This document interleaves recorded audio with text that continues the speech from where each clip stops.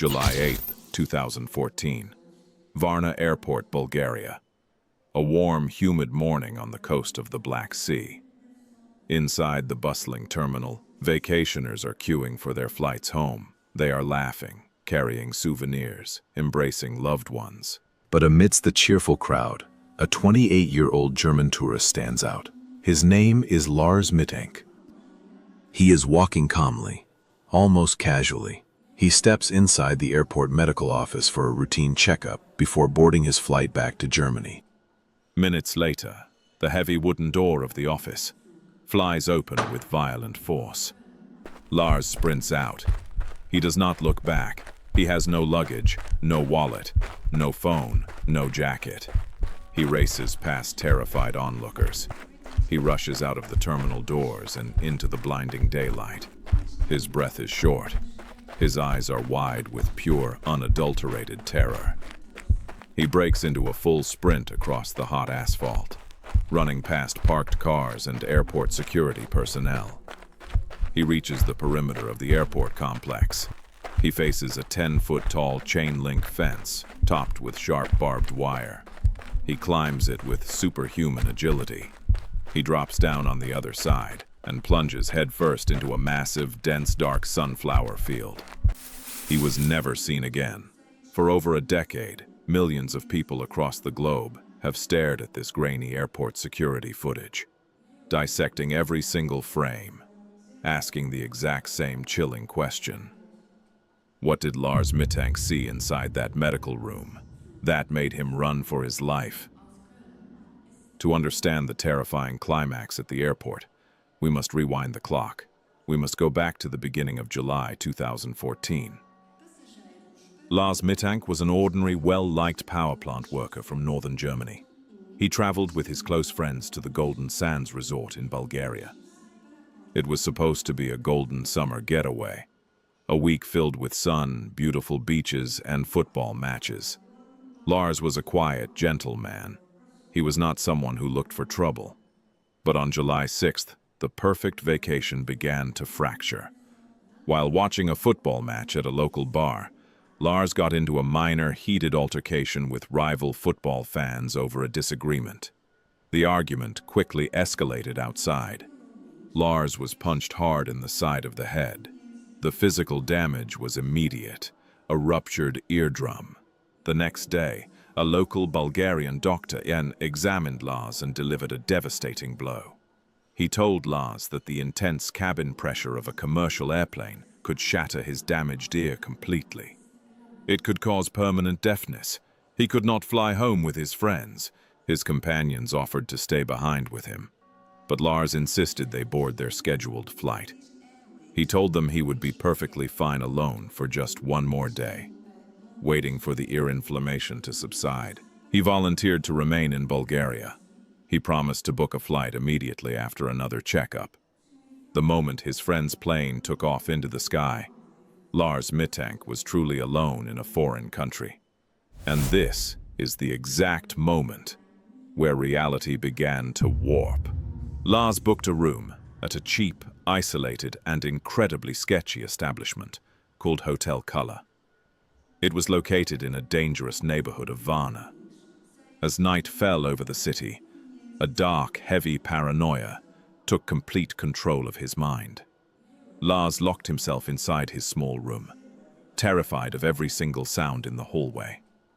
At midnight, the silence was shattered. Lars made a frantic call to his mother, Sandra, back home in Germany. His voice was no longer calm. It was a terrified, breathless whisper that chilled her to the bone. He told her that he was being actively hunted. He desperately ordered her to cancel all of his credit cards immediately. "They are trying to kill me," he whispered into the receiver. His voice was trembling in the dark room. "What are these pills the doctor gave me? They are hiding something." Before his mother could ask who was hunting him, the line went dead. Lars spent the rest of the night trapped in total darkness, hiding in the furthest corners of his room. At 3 a.m., hotel security cameras recorded him pacing up and down the dimly lit corridors. looking out of the windows, visibly terrified of shadows that only he could see. He fled the hotel in the middle of the night. He wandered the dark streets of Varna for hours before heading to the airport at dawn. July 8th, sunrise over the Varna Airport terminal brings a cold, blue morning light. Lars arrives at the terminal. He looks exhausted, but seemingly calmer than the night before. The chaotic nightmare of the dark streets seemed to fade under the bright terminal lights. He goes to see the airport physician, Dr. Koshukarov, to get a final medical clearance to fly. According to the doctor's official statement, Lars entered the office acting strange and guarded, but he was cooperative. The doctor began examining his ear, trying to reassure the anxious young man that he would be safe to board the plane. For 45 minutes, everything seemed normal. The hands of the office clock ticked slowly, heavily in the background. Lars sat quietly in his chair, answering questions in short sentences. Then, the door opened. A uniform entered the room. It was an airport construction worker, a large man carrying a stack of maintenance paperwork to deliver to the doctor. The moment Lars's eyes locked onto the construction worker, something inside his psyche completely snapped. Lars began to tremble violently. His face turned pale, his eyes glazed over with absolute panic. He stood up abruptly, knocking his chair back against the floor. He screamed at the top of his lungs, "I don't want to die here. I have to get out."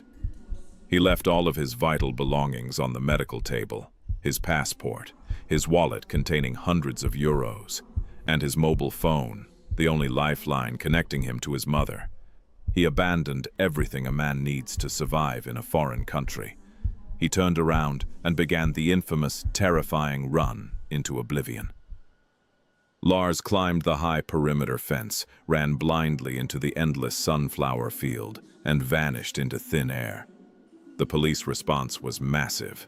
Search dogs combed every square inch of the surrounding forest.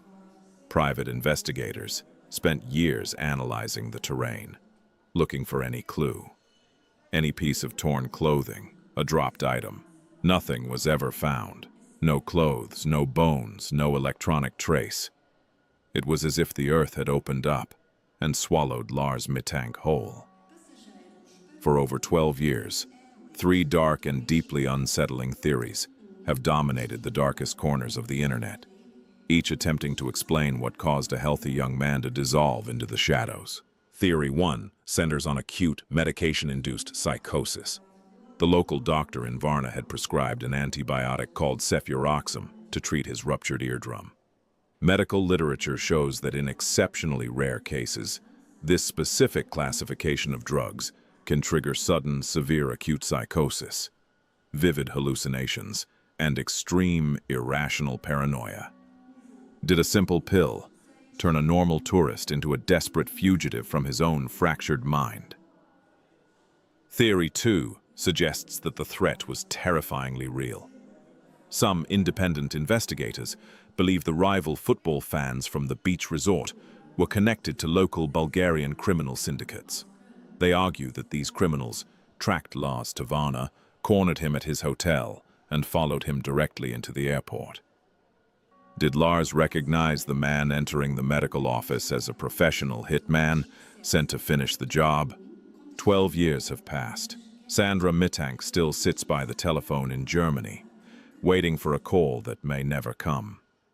The massive sunflower field outside Varna Airport has been harvested, cleared, and replanted dozens of times. But its deepest, most haunting secret remains buried beneath the dirt. Was Lars running from real, cold-blooded killers? Or was he running from a terrifying shadow trapped inside his own head? Look closely at the security footage. Look at his posture, his frantic pacing, and the desperation in his eyes. What do you see? Tell me your theory in the comments section below. Let's start an investigation of our own in the community. If you want to uncover more dark mysteries and forgotten archives that the world tried to forget, hit the subscribe button and join us. Until next time, keep looking into the shadows and Stay vigilant.